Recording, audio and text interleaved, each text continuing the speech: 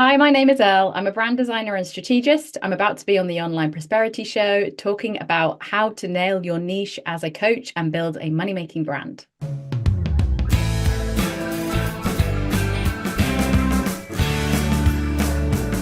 Ladies and gentlemen, welcome to yet another exciting episode of the Online Prosperity Show, where we bring you the best insights for this thriving digital age. I'm your host, Prosper Taruvinga, and today, get ready for a show that's not just informative, but downright entertaining. Why, you might ask? Because we've got a guest who's about to drop some serious wisdom bombs, like keeping us entertained with her British accent and charm, plus also her Swedish adventures. Now, Elle, how are you doing today?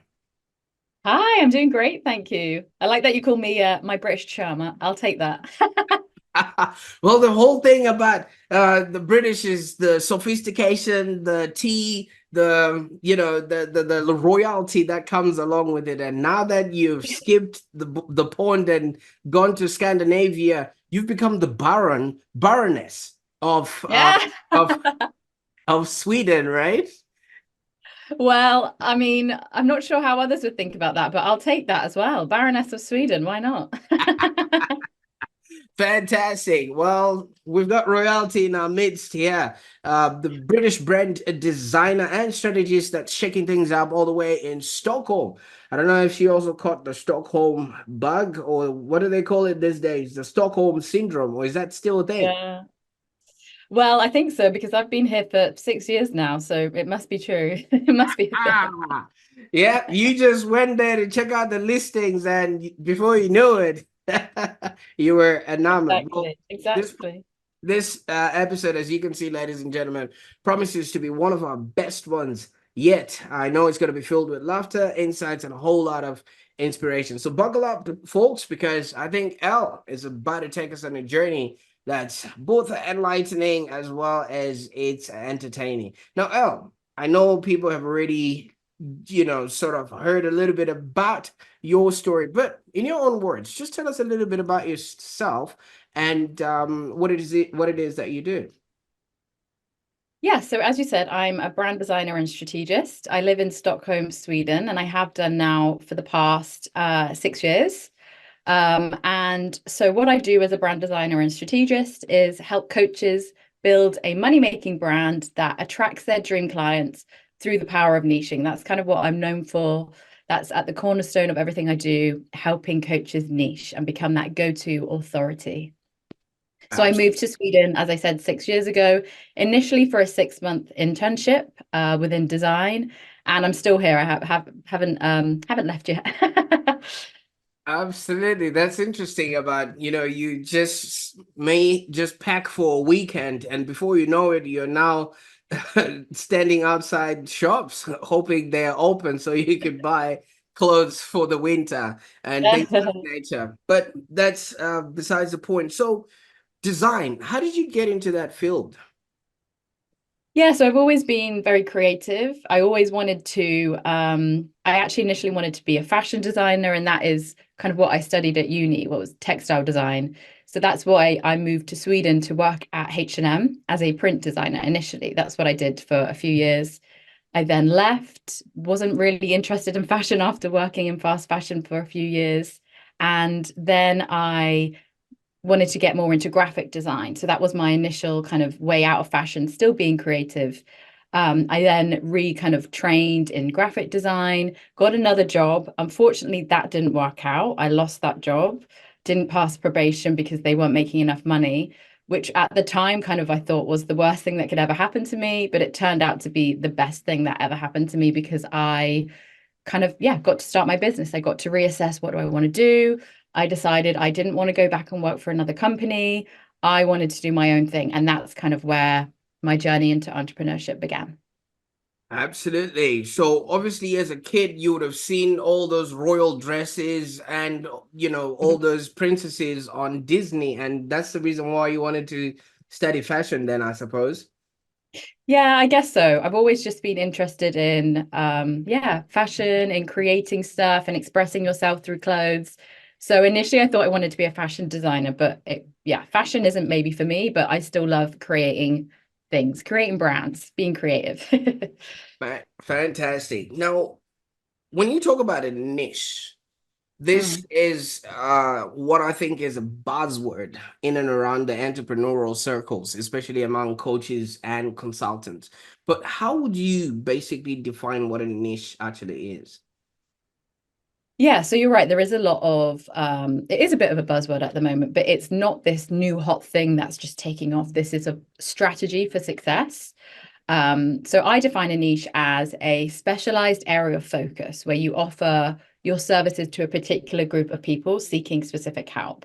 And I often see coaches kind of get their area versus their niche confused. So your area would be the kind of coach you are, whether that's a life coach, a dating coach, wellness coach, fitness coach. That's your area of coaching. But your niche is where you offer what you do to a very, very well-defined specific group of people. So maybe you would then become a life coach for executive women, or a health coach for CEOs, or a dating coach for divorcees. So you get very specific on who you're targeting and the kind of problem they are facing. Absolutely. That requires somebody who doesn't have a scarcity mindset, because so many people will start thinking, if I'm only focusing on these types of women, I might not get enough. And essentially, then I might lose out. Oh, my business is not going to grow. But how do you address that? Yeah, so that's a very common objection. People think, well, why would I narrow who I'm targeting and exclude people? That means I'm not going to have any clients. But it's not about that. It's about turning away. It's not about turning business away. It's just about luring in the right kind of people. It's about sharpening your focus and really understanding who you're for. Because when you pinpoint who you are for as a coach, you can resonate with them on that deeper level. It means your messaging goes from being broad and vague to being really specific, really detailed. And that's what lures people in. Selling coaching isn't easy. You're not selling a product on a shelf, you're selling your skills, your expertise. You need to be able to describe what you do in a way that's going to tug on people's heartstrings, that's going to lure them in and paint a vivid picture of how you can help them. And that's why niching is powerful. Absolutely, because essentially people would then buy you, not necessarily, the trinkets and everything else that you are selling. Because, when people are making decisions to make a purchase for things that are not tangible, they really want to see some solid proof and things of that nature. Now, tell us about your process. How do you go about if somebody shows up on your doorstep and then they say, all right, this is who I am, this is what I've got. Can you help me reach my target audience? Or, as you say, make my brand magnetize dream clients? Yeah, so the process always starts with niching. That's the number one thing that I help coaches do through the strategy side of things. So I will help my target market nail their niche, which is a process. Often people feel a bit nervous about this, a bit scared about this. So I help them hold their hand, find a niche that they feel empowered by and not restricted by. It's not about restricting yourself, it's about putting yourself out there in a way that's going to be attractive to the right people. So we always start with niching and then we move on to focusing on the other strategy side of things within branding. So that's kind of like your messaging, really uncovering who your target market is, their kind of personality traits, what age are they, what platforms are they going to be on, thinking about the vision for your business, looking forward, your vision, your mission, things like that. So we craft all of the, I call it the interior of the brand. So it's not what you see. It would be like if you think of a house, the foundations. You don't see these things directly, but they impact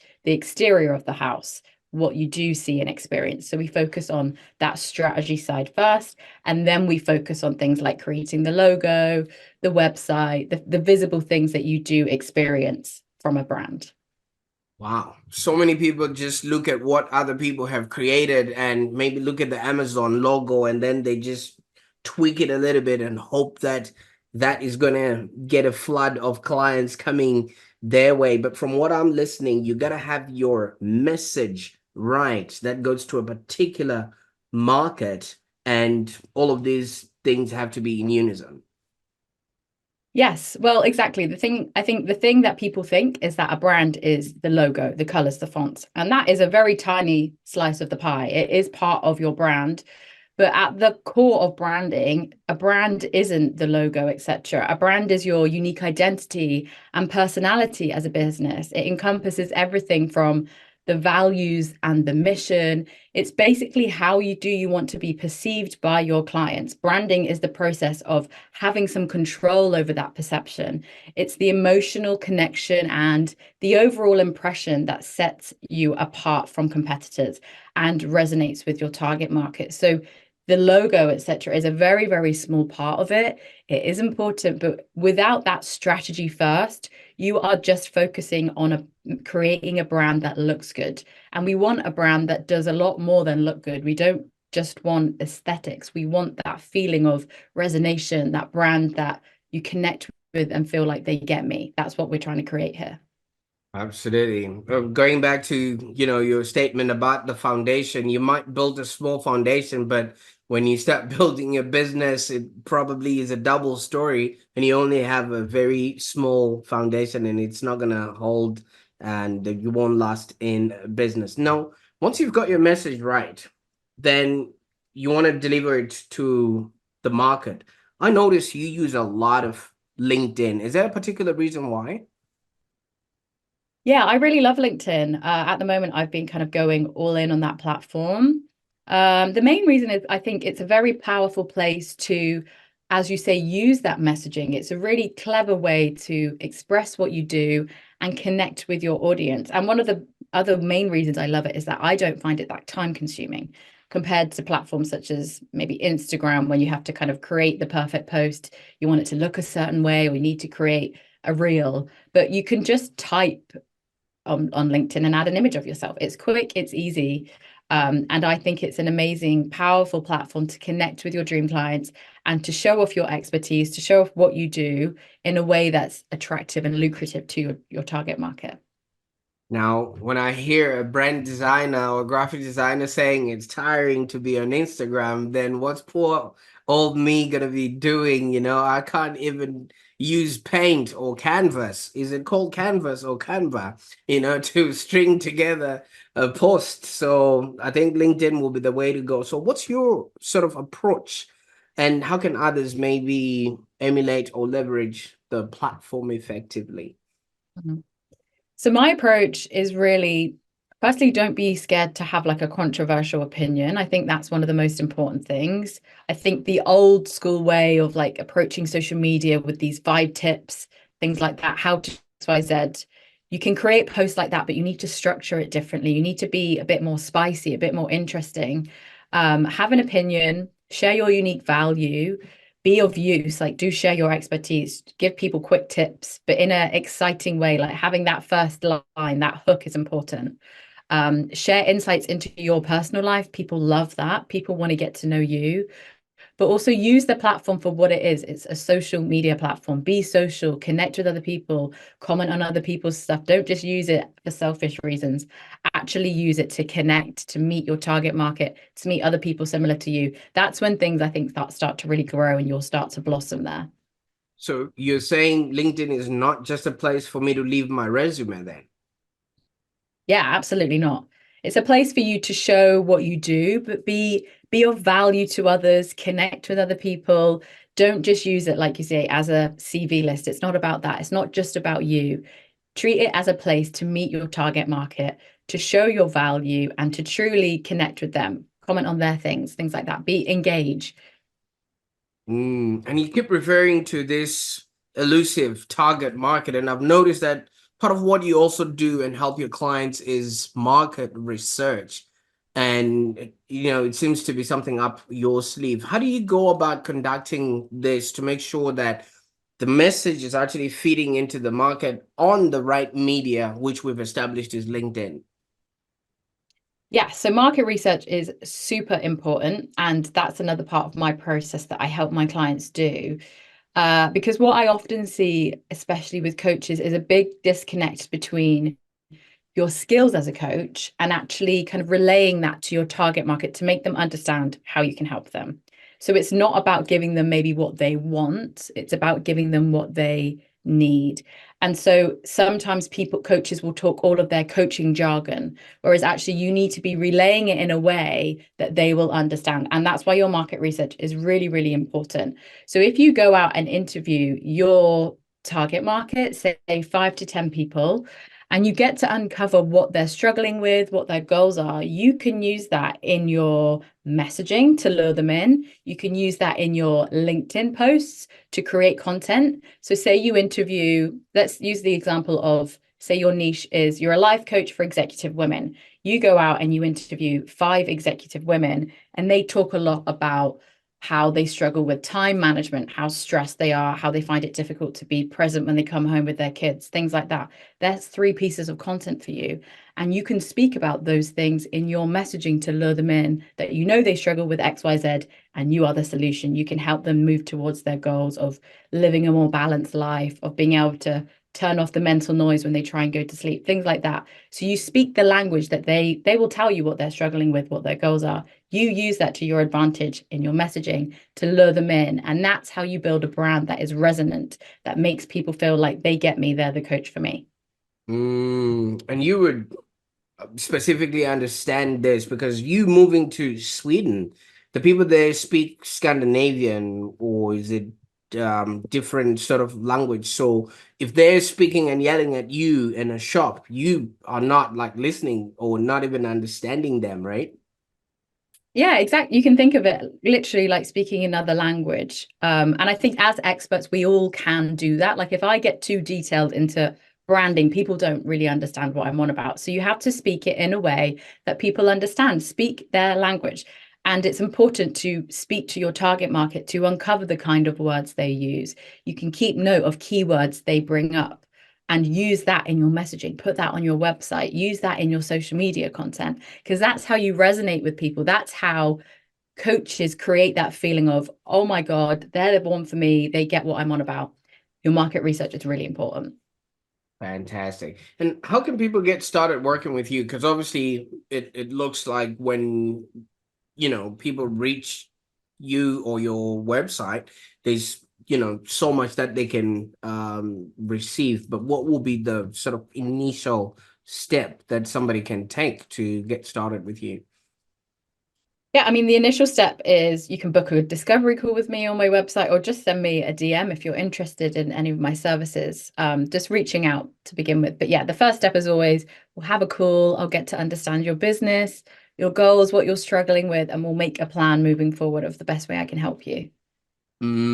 Fantastic. You see, I will make sure I also put the links below. You've got a guide that people can also grab. Just let us know what people can expect in that free niching guide.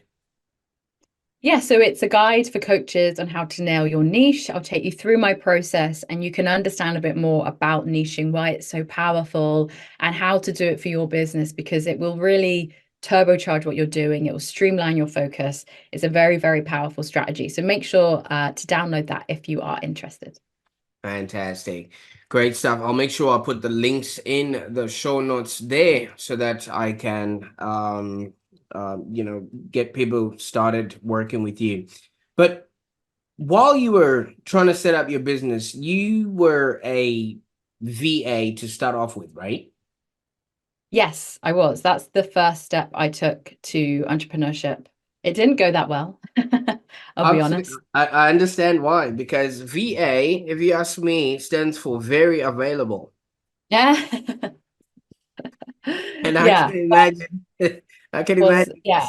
Yeah, great stuff. Tell us what was going on in your world then, and what then led you to transition from a virtual assistant to a branding expert, and just in So that sense. yes, I was a virtual assistant and I just, as I kind of mentioned before, I just started my entrepreneurial journey. I wasn't too sure what I was doing. I didn't feel that confident. So I thought, let's become a virtual assistant and I can offer an array of services to everybody and anyone. And that's exactly what I did. I didn't define, like I wasn't a specialist in anything. I offered everything from graphic design to social media to admin tasks, everything and anyone and I didn't have a clear target market. I just worked with basically any business owner that would hire me. And as a result, I really struggled to attract clients. The clients I did attract didn't want to pay me much. And that's because they couldn't see my value. I was trying to be everything to everyone. And things didn't change for me until I really specialized my area of focus to be within branding. And then I niched my business myself to serve coaches. So I am accredit myself also to the power of niching. I've seen it firsthand. It is so powerful. And I also had the same kind of doubts of like, well, if I'm struggling to get clients now, why on earth would this help? But it really did. It streamlined what I was doing. I was able to create services specifically for coaches, and they now see me as that go-to person rather than me scrambling, trying to attract anyone and everyone. It just streamlined what I did. And I'm so grateful I did it. Absolutely, because I mean, if you, what do they say? A jack of all trades is a master of none. And when you're working with somebody's business, yes, you are trying to grow your business, but this person has been working hard. The last thing they need is somebody who's not going to be, stringent enough to actually make sure that they get the result that they are looking for. So if you're spreading yourself too thin, how are you going to be able to be available for the times and for the work that is required of you? So I think the whole niching aspect makes it really, really streamlined and easy. But business is not easy. One, you're not at home. Two, you always constantly have to be looking for sort of customers. What is it that keeps you motivated to just keep pushing boundaries and innovating in your field? Because you haven't stopped. You've just continuously grown, and now you've niched, and might I say you've niched and grown rich. Mm. Yeah, I think my kind of inspiration is just like the thought of helping more people. I love what I do, and I love branding and the power of niching. I love teaching other people about it. I love it when that moment just clicks in these coaches' heads and they kind of understand what I'm saying and they go off into the world with a niche that is powerful and that attracts the right people and they start thriving. That's what I love, helping coaches do that. And just the thought of growing my business, continuous doing what I love. That's what keeps me going. Like having a business that you love to work in, love to grow. Like there's no better feeling. Absolutely. I mean, obviously, people might be watching this and saying, but I'm not as well spoken as Elle is, and I'm not from royal blood, or so to speak. So, I might not be able to, reach out to my audience and things like that. Could you maybe share with us a success story that's not of yours from one of the clients that you've probably worked with? And you don't necessarily have to mention names, but something that truly highlights the power of what strategic branding and niching can do for anyone. Yeah, so lots of my clients, I mean, they're all pretty much success stories, but one really sticks out that she was a kind of holistic health coach. She was trying to do everything. She offered an array of services to anyone and everyone. And her messaging was very, very confusing and diluting. And I can go in, look on a website, and I can see if you're nailing it or not. And she was absolutely not nailing it. But after we worked together, we focused on, right, who are you going to be for? She niched down to focus on working with executive women, like the example I gave earlier. We nailed her messaging. We went out and interviewed all these people. And as a result, her messaging became crystal clear. We redid her website. We restructured all of her services. And as a result, she ended up getting like 2 to 3 times more bookings now. That's what she said. So she increased her income. She says clients now come to her because they see her as that go-to person. And she said herself, like, I'm so grateful I did this. I was initially very nervous, but the results speak for themselves. Like being booked out 2 to 3 times more is an amazing, amazing progress. Fantastic. And on a personal level, you're about to niche down to one country in the world. You're about to get a Swedish passport. Yes. Yeah. That This year I should get my citizenship. Congratulations. Now you moved to Sweden for only 6 months. I mean, for a 6 month internship, and you ended up staying. What's been the most unexpected thing about living in Sweden that you've come to love? for me, it's been the people in Australia are absolutely amazing. But I'm still yet to find a shrimp on a barbie. That doesn't exist.